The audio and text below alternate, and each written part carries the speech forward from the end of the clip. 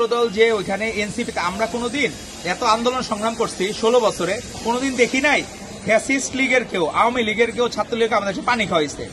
একটা জিজ্ঞেস করছে যে আপনারা কি খাইছেন না খাইছেন, কিন্তু সেইখানে গতকাল ছাত্রদল নেতৃবৃন্দ পানি খাওয়াইলো।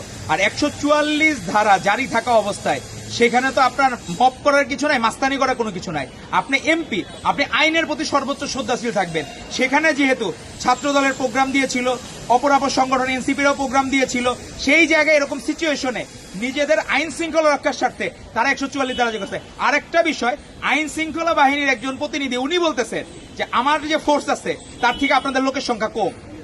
আমরা যদি কোনো কিছু ইয়া করি, এখানে আমার মনে হয় তারা তামিল সিনেমা দেখে, মনে হয়েছে ওইখানে যে একটা করবে বাংলাদেশের মানুষ খুব জাতীয় বীর মনে করবে, কিন্তু জাতীয় বীর এইভাবে হওয়া যায় না। ম্যাডাম খালেদা জিয়া এক মুহূর্তের জন্য আপোষ করেন নাই, এজন্য উনি জাতীয় বীর। আমাদের মাননীয় প্রধানমন্ত্রী জনাব তারেক রহমান সেই দূরে থেকে আমাদেরকে নেতৃত্ব দিয়েছেন ঘন্টার পর ঘন্টা। আমাদের মহাসচিব বলেছেন গতদিন 18 ঘন্টা উনি পরিশ্রম করেন, উনি 18 ঘন্টা পরিশ্রম এর আগেও 16 বছর করেছেন।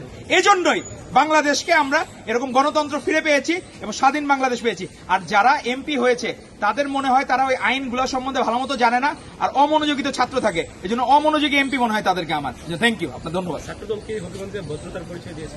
অবশ্যই অবশ্যই অবশ্যই, এটা ছাত্র সবসময় হয়ে গেছে তো এই জন্য